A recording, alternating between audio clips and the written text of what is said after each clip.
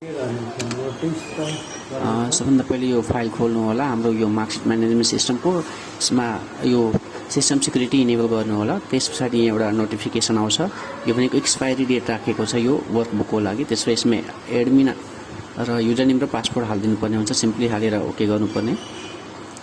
त्यसपछि हामी यहाँनिर हेरौँ मार्कसिट 1 मा जाउँ। सबभन्दा पहिले सब्जेक्ट सेटिङ गरिहालौँ।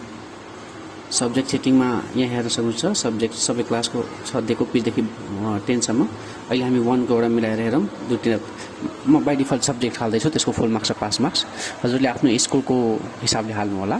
कुन सब्जेक्ट छ कुन क्लासमा कति मार्क्सको एक्जाम दिँदै हुनुहुन्छ त्यो चाहिँ राख्नु होला। मैले सिम्पलीमा 3टा टाइप गरिदिएँ। त्यस पछाडि हामी एउटा अब मार्कसिटमा जाउँ। यो गरेपछि मार्कसिटमा आउनु होला। मार्कसिटमा हामी कतिवटा सब्जेक्ट हाल्नु भएको छ त्यतिवटा नम्बर लेखिदिनु, सिरियल नम्बर। सब्जेक्ट अटोमेटिक नै आउने छ। यो क्लास सिलेक्ट गरिसकेपछि मैले क्लास सिलेक्ट गरिदिएँ 1 भनेर र सेक्सन पनि त्यहाँ सिलेक्ट गरिदिएँ मैले। त्यस पछाडि हामीले टोटल स्कुल डे लेख्नुपर्ने हुन्छ, कति दिन स्कुल चलेको छ भनेर त्यो सिम्पली टाइप गरिदिनु होला। यो चाहिँ हामीले टाइप गर्नुपर्ने हुन्छ। बाँकी यसमा सबै अटोमेटिक नै हुनेछ। त्यसपछि ड्यासबोर्डमा गएर हामी 1 क्लासमा जान्छौँ र 1 मा एउटा इन्ट्री गर्छौँ कुनै पनि बच्चा। जसरी मैले रोल नम्बर 1 बच्चाको नाम र त्यसपछि यसको ड्याडीको नाम र 3टा सब्जेक्ट हामी उता हालेको थियो। 3टा सब्जेक्टको फुल मार्क्स र पास मार्क्स। उसले त्यसमा अब्टेन्ड मार्क्स कति ल्याएको छ त, कति मार्क्स ल्याएको छ त्यो चाहिँ सिम्पली हालिदिनु होला। टोटल पर्सेन्टेज यता र्याङ्क हालिदिनु होला। टोटल पर्सेन्टेज अटोमेटिक हुन्छ।